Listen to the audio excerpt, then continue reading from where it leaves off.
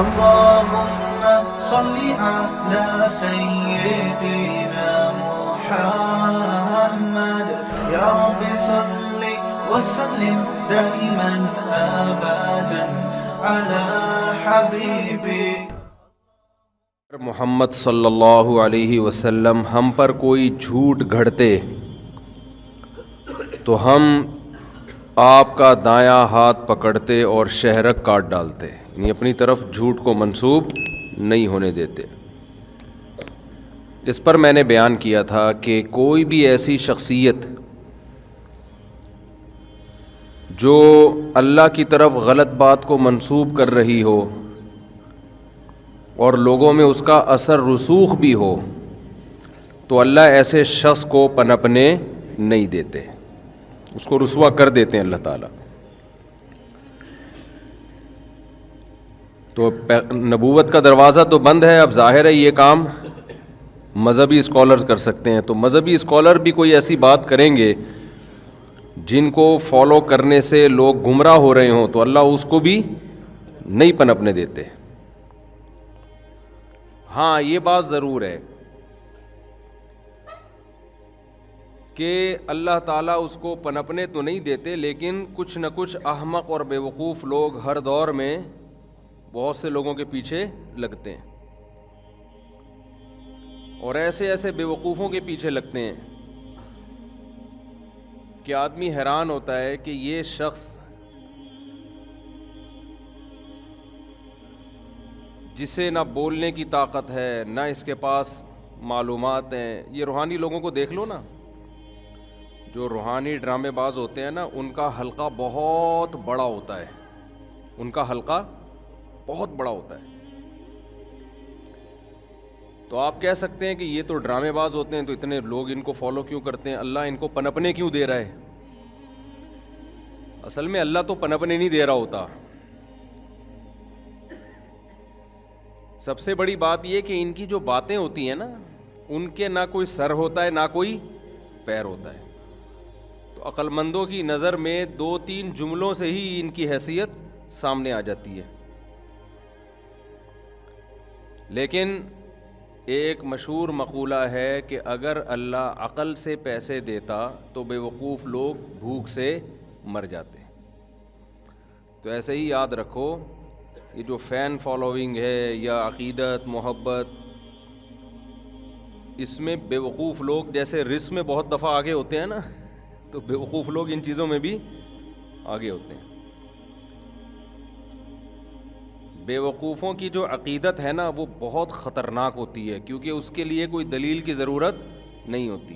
وہ جب عقیدت کسی سے کرتے ہیں تو بہت ڈینجرس عقیدت ہوتی ہے، کیونکہ وہ سمجھتے ہیں کہ ہم جس کو فالو کر رہے ہیں بس یہ بزرگ ہیں۔ جب کسی کو بزرگ مان لیا، دیکھو یہ جاہل لوگ، ان کے ہاں نبی کا جو مقام ہے نا، ہم جب نبی مان لیتے ہیں تو پھر نبی دن کو رات کہیں، ہم نے کیا کہنا ہے؟ رات۔ پھر ہمیں دن کو دن کہنے کی اجازت ہے؟ جب ہم نے یہ مان لیا کہ پیغمبر وہ بات کہتے ہیں جو اللہ کہہ رہا ہے، تو اللہ غلط کر سکتا ہے؟ غلط کہہ سکتا ہے؟ نہیں کہہ سکتا۔ تو پیغمبر دن کو رات کہیں، ہمیں رات کہنا ہے، رات کو دن کہیں، ہمیں دن۔ تو جو لوگ بزرگوں کو پیغمبر کا مقام دے دیتے ہیں تو ان کی نظر میں ایک امتی کو جو نبی سے عقیدت ہوتی ہے، وہ عقیدت ان کو ان بزرگوں سے ہو جاتی ہے جو ان کے خود ساختہ بزرگ ہیں۔ پھر وہ جتنی لمبی پھینکے گا نا اتنا بڑا بزرگ کہلائے گا۔ میں سمجھا پا رہا ہوں اپنی بات؟ کیونکہ ان کی نظر میں یہ بزرگ ہیں، تو یہ دیکھو پیغمبر جب دنیا میں آتے ہیں تو بہت سی باتیں ایسی کرتے ہیں جو ہمارے مینٹل لیول کے نیچے نیچے ہوتی ہیں، کچھ باتیں ایسی ہوتی ہیں جو ہماری مینٹل لیول سے اوپر کی ہوتی ہیں، جیسے قبر کا عذاب، یہ ہمارے مینٹل لیول سے اوپر کی، ہم نے مر کے تو دیکھا نہیں ہے۔ جنت ہے، جہنم ہے، یہ ساری چیزیں ہیں نا، یہ نیکی کرنے سے یہ ملتا ہے، یہ گناہ کرنے سے یہ عذاب ملتا ہے، یہ سب چیزیں ہمارے لیول سے اوپر کی ہیں۔ لیکن ہم کیوں مانتے ہیں؟ بھائی محمد صلی اللہ علیہ وسلم یہ باتیں اپنی طرف سے نہیں بتا رہے، بلکہ کس کا پیغام؟ اللہ کا پیغام ہم تک پہنچا رہے ہیں۔ تو اللہ تو غیب کا علم جانتا ہے، اگر نبی صلی اللہ علیہ وسلم وہ ساری باتیں وہی کرے جو ہمارے مینٹل لیول سے نیچے کی ہیں تو پھر ہم کہیں گے بھائی یہ تو ہمیں ویسے ہی سمجھ میں آ رہی تھی, اس کے لیے پیغمبر کی کیا ضرورت تھی, یہ تو ہمیں ویسے ہی سمجھ میں آ رہی تھی نا. تو بعض لوگوں کی نظر میں بزرگ کا کانسیپٹ یہ ہے کہ اگر وہ ہمارے مینٹل لیول کے اندر کی باتیں کر رہا ہے تو پھر یہ بزرگ کس بات کا ہو گیا. تو یہ ضروری ہے کہ وہ کھوپڑی سے اوپر کی باتیں کرے, ایسی باتیں کرے جو آپ کی کھوپڑی میں نہ آئیں. تو بھائی یہ چیز پیغمبر پہ تو جچتی ہے کیونکہ پیغمبر کا رابطہ کس سے ہے, اللہ سے. بزرگ پہ نہیں جچتی یہ چیز. بھائی آپ تو ہماری طرح کے انسان ہو, آپ جو بات کر رہے ہو اس کے پیچھے کیا دلیل ہے. لیکن آپ دیکھ لو جتنے بھی یوٹیوب پہ آپ دیکھو نا, ایسی باتیں جو آپ کے لیول میں آ ہی نہیں رہی, پتہ نہیں کیا کہہ رہے ہیں. حصار ہوتا ہے, حصار کیا ہے بھائی؟ کہتے ہیں جن چڑیل بھوت سے روکنے کے لیے کیا ہوتا ہے, حصار. وہ بھائی یہ کیا ہوتا ہے, کون سی میڈیکل سائنس کی کتاب میں لکھا ہوا ہے یا کیا ہوتا ہے یہ جن وہاں سے اندر آئے گا ادھر سے اندر کیوں نہیں آ سکتا؟ کہہ رہے ہیں یہ تمہارے سمجھنے کی باتیں نہیں ہیں. تو جب نہیں ہے تو نکل یہاں سے بھائی, ہماری سمجھنے کی. تو ہمیں ایسی باتیں کرنے کے لیے بیٹھے جو سمجھ میں ہی نہیں آئے ہمارے. لیکن لوگ نکالیں گے نہیں, لوگ کہیں گے یہی تو ہے, اسی کے تو ہاتھ چومے جائیں. علوم ہے بھائی, علوم دی اللہ نے ان حضرت کو.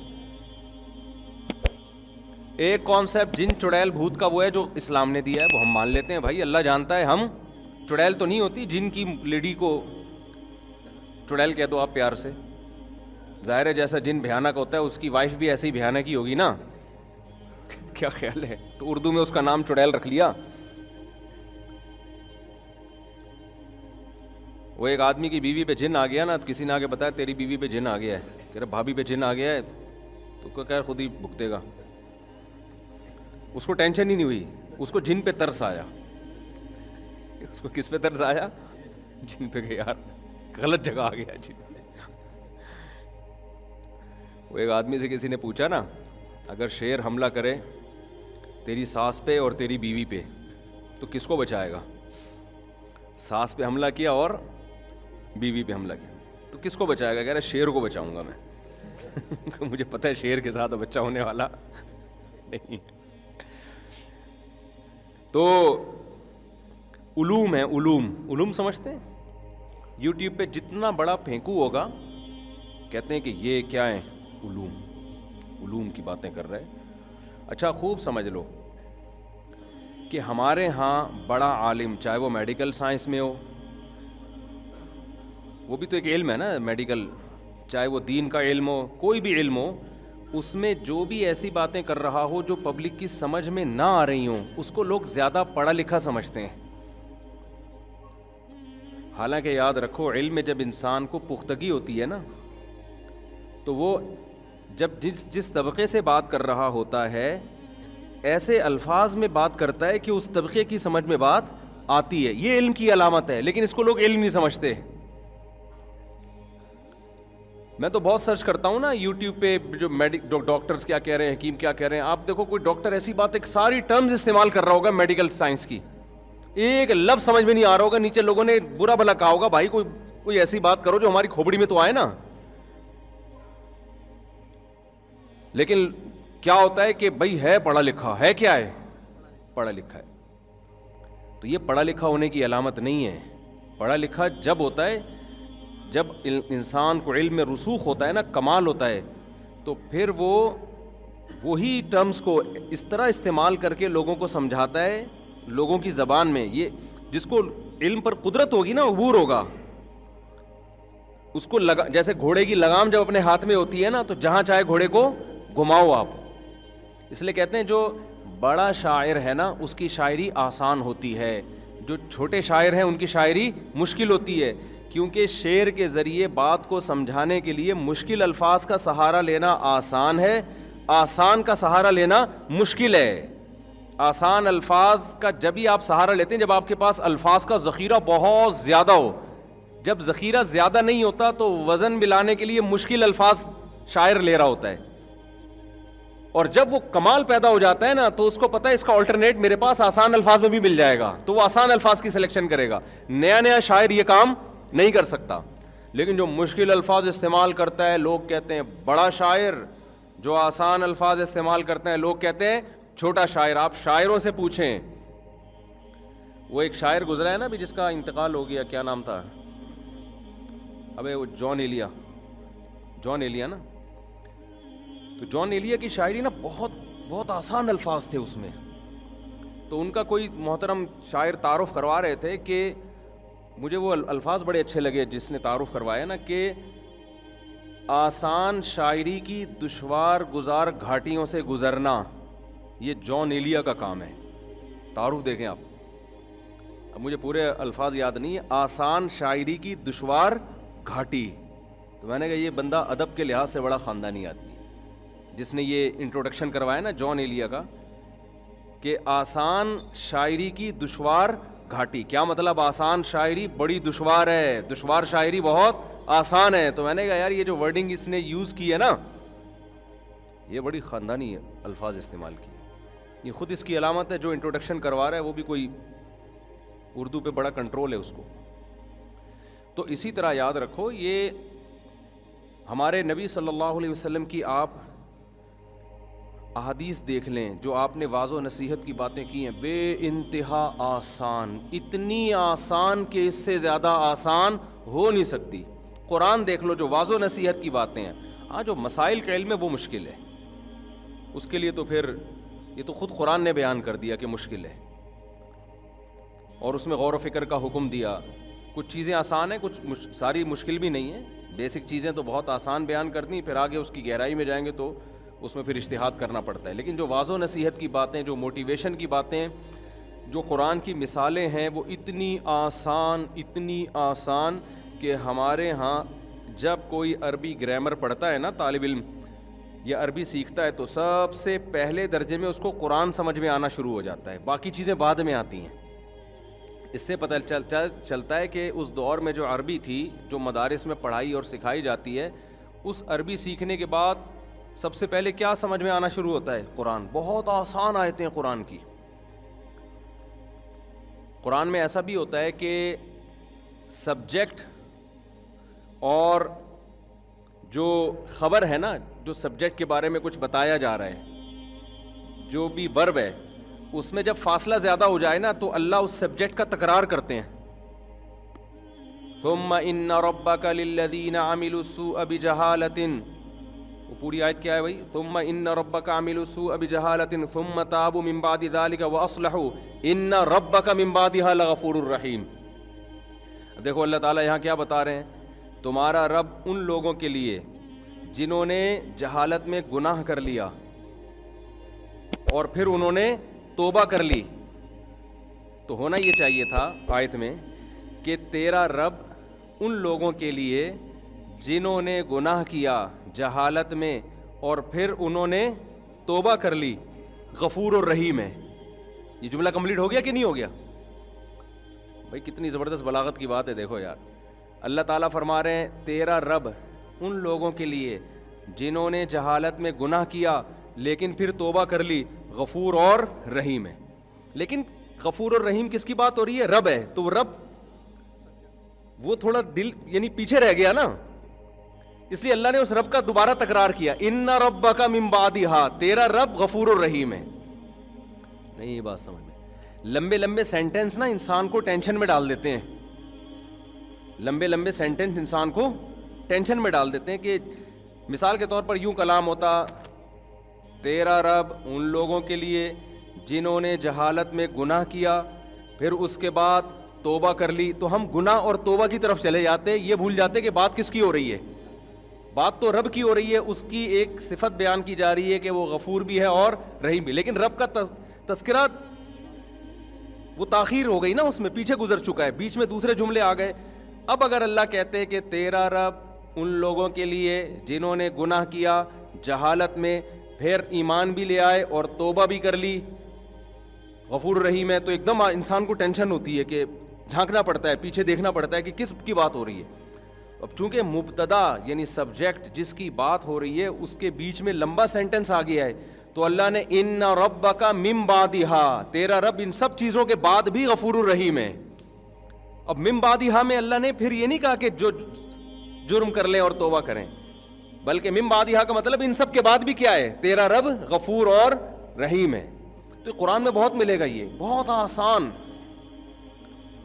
بہت آسان. جہاں لمبا جملہ ہو رہا ہے اللہ نے سبجیکٹ کو دوبارہ اس کو تکرار کر دیا. اصولی لحاظ سے عام طور پر کلام میں یہ چیز معیوب سمجھی جاتی ہے. عام زبان میں جب ہم بات کر رہے ہیں نا تو اس کو معیوب سمجھا جاتا ہے, لیکن قرآن میں یعنی جس چیز کو بسا اوقات ہم معیوب سمجھ رہے ہوتے ہیں, قرآن کی نظر میں وہ معیوب نہیں ہے, کیونکہ قرآن کہتا ہے کلام کا مقصد ہے لوگوں کے دلوں پہ اثر ڈالنا.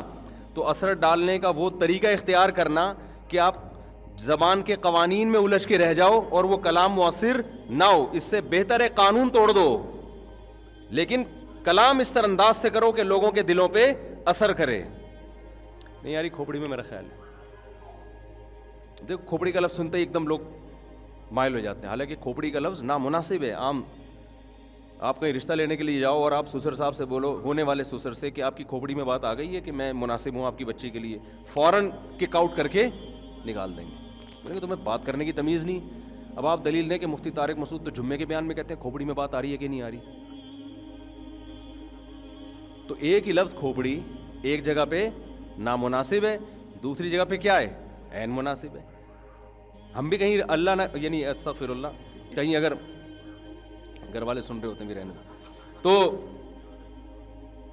ہاں, میں نے بات اصل میں یہاں سے شروع کی تھی کہ اللہ تعالیٰ نے قرآن مجید میں نبی صلی اللہ علیہ وسلم کے بارے میں فرمایا کہ اگر یہ ہم پہ کوئی معاذ اللہ غلط بات منسوب کرتے تو ہم ان کو پنپنے نہیں دیتے. تو میں یہاں سے عرض کیا تھا میں نے کہ جو بھی 2 نمبر لوگ ہوتے ہیں نا, اللہ ان کو پنپنے نہیں دیتا. ہاں, جو بے وقوف قسم کے لوگ ہوتے ہیں وہ ان کو فالو کرنا شروع کر دیتے ہیں. تو کسی بھی فیلڈ میں عقل مندوں کا اعتبار ہوتا ہے, احمقوں اور بے وقوفوں کا اعتبار نہیں ہوتا.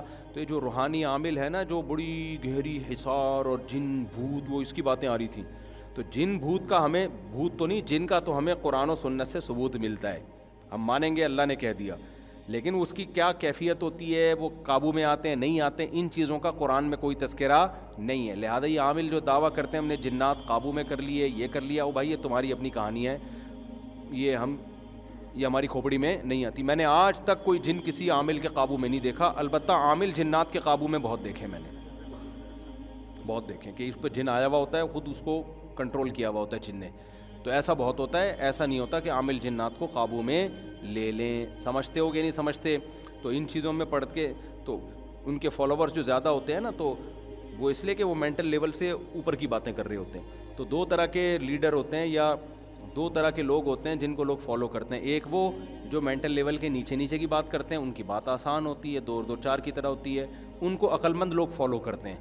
اور جو عجیب سی باتیں کر رہے ہوتے ہیں جو آپ کی سمجھ میں ہی نہیں آ رہی ہوتی, ان کو احمق اور بے وقوف لوگ فالو کرتے ہیں. لیکن جو احمق اور بے وقوف کی عقیدت ہے نا, وہ پڑھے لکھے کی عقیدت نہیں ہوتی. وہ پھر ایسی عقیدت کہ آپ کی سوچ سے بھی زیادہ, وہ بہت ہی کا حضرت جی کا ارشاد وطنی.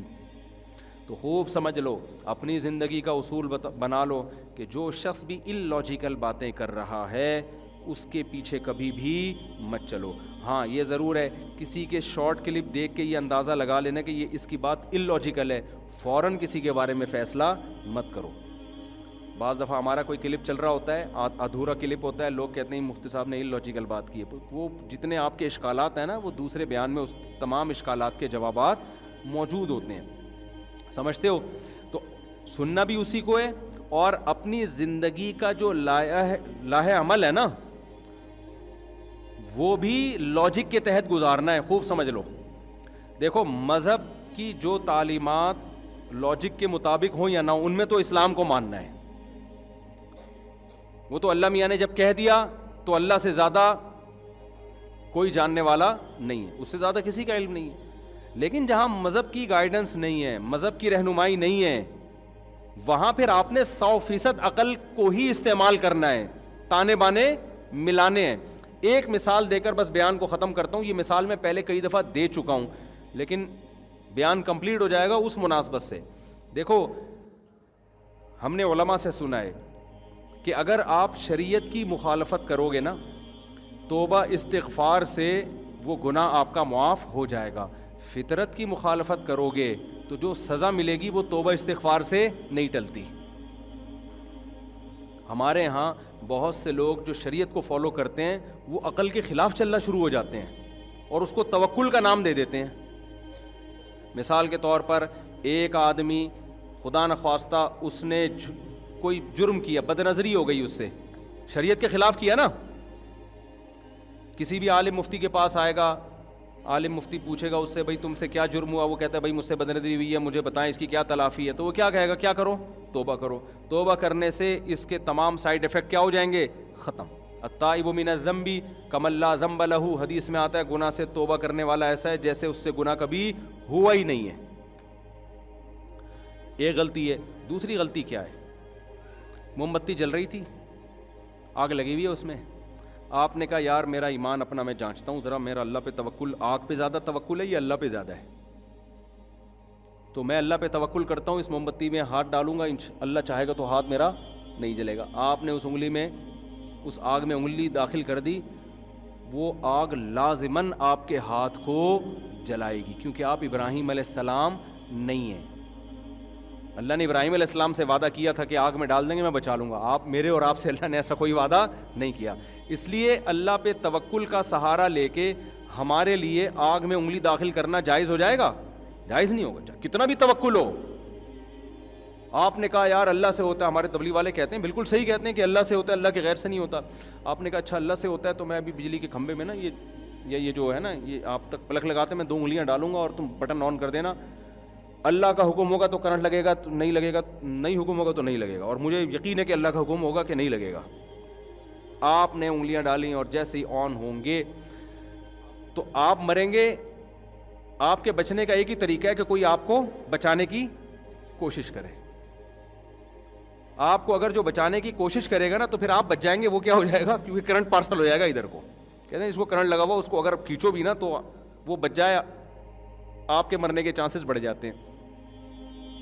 تو یہ کیا، یہ کس سے پھٹا کر رہے ہو آپ؟ شریعت سے نہیں، کس سے؟ نیچر سے۔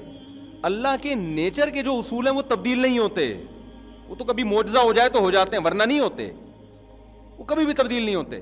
اب جناب آپ کو لگا پاورفل قسم کا کرنٹ، آپ اندر سے آڑے ترچھے ہو گئے، بالکل فرمائی آپ کا ٹیڑھا ہو گیا، پہچان میں ہی نہیں آ رہے کہ کون سا بندہ ہے۔ یا آپ نے آگ میں انگلی ڈالی اور وہ انگلی آپ کی کیا ہو گئی، جل گئی۔ اب آپ آئے مفتی صاحب کے پاس، مفتی صاحب مجھ سے غلطی ہوئی ہے، میں نے آگ میں اپنے آپ کو جلا دیا ہے۔ تو مفتی صاحب کہیں گے توبہ کرو بھائی، یہی کہیں گے نا؟ تو آپ کہیں گے بھائی توبہ کرنے سے کیا ہوگا؟ وہ کہیں گے صرف گناہ معاف ہوگا آپ کا، کہ حماقت کیوں کی، کہ بھائی حدیث میں تو آتا ہے جو توبہ کرے وہ ایسے جیسے گناہ کیا ہی نہیں، تو میں نے جب آگ میں انگلی ڈالنے سے آئندہ کے لیے توبہ کر لی تو میں تو ایسے ہوں جیسے گناہ کیا ہی نہیں، لہذا میرا زخم خود بخود ٹھیک ہو جائے، یا انگلی جو جل کے ختم ہو گئی واپس آ جائے، کیونکہ حدیث میں آتا ہے جو گناہ کر کے توبہ کرتا ہے ایسے جیسے کیا ہی نہیں، تو ایسا ہونا چاہیے جیسے میں نے آگ میں انگلی ڈالی ہی نہیں، تو ہو جائے گی انگلی واپس آ جائے گی؟ نہیں آئے گی۔ وہ کہیں گے بھائی آپ نے بغاوت کس سے کی ہے؟ فطرت سے کی ہے، آپ نے نیچر سے لڑے ہو، آپ سمجھتے ہو کہ نہیں سمجھتے؟ تو آج جو دیندار لوگ ہیں توکل کے نام پہ جو بے احتیاطیاں کر رہے ہیں، انفرادی سطح پہ بھی اجتماعی سطح پہ بھی، لہذا انفرادی سطح پہ بھی بیڑا غرق اور قومی سطح پہ بھی بیڑا غرق ہوا چلا جا رہا ہے۔ اور کہتے ہی ہیں کہ ہم چونکہ مسلمان ہیں، ہمارے ساتھ اللہ ہے تو اللہ کی ہمارے ساتھ مدد ہوگی، ہم ترقی کریں گے۔ آپ ترقی کے علاوہ ہر قسم کا، آپ 4 شادیوں کا خواب دیکھ سکتے ہو، آپ ان حالات میں ترقی کا خواب بولو نہیں دیکھ۔ خدا نے آج تک اس قوم کی حالت نہیں بدلی، نہ ہو جس کو خیال آپ اپنی حالت کے بدلنے کا، تو وہ اسباب اختیار کرنے پڑیں گے، کھوپڑی استعمال کرنی پڑے گی۔ نہی علی المنکر میں اسباب اختیار کرنے کا حکم ہے جو فرض ہے، تو اس کے بغیر کہاں؟ دیکھو نبی نے کیا فرمایا، من رأى منکم منکرا فلیغیرہ بیدہ، بتاؤ برائی کو ختم کرنا ہمارا فرض ہے یا نہیں ہے؟ لیکن نبی نے کیا فرمایا، اتنا فرض ہے جتنا افورڈ کر سکو۔ ہونا تو یہ چاہیے تھا بھائی حق بیان کرو چاہے جو مرضی ہو جائے، کچھ بھی ہو جائے، جو بھی اثرات ہو۔ نہ نہ نہ، آپ نے فرمایا جو برائی کو ہاتھ سے روک سکتا ہے تو وہ تو ہاتھ سے روکے، جس میں ہاتھ سے روکنے کی طاقت نہیں ہے اب پھر ہاتھ سے مت روکے، وہ پھر کیا کرے؟ پھر نہیں بھائی، پھر تو سائیڈ ایفیکٹ کیا ہوں گے؟ زیادہ ہوں گے۔ وہی قصہ ہو جائے گا کہ بھینس کے منہ میں پائپ رکھا، جمال گوٹا رکھ کے پھونک ماری، بھینس نے پہلے پھونک مار دی، بھینس نے۔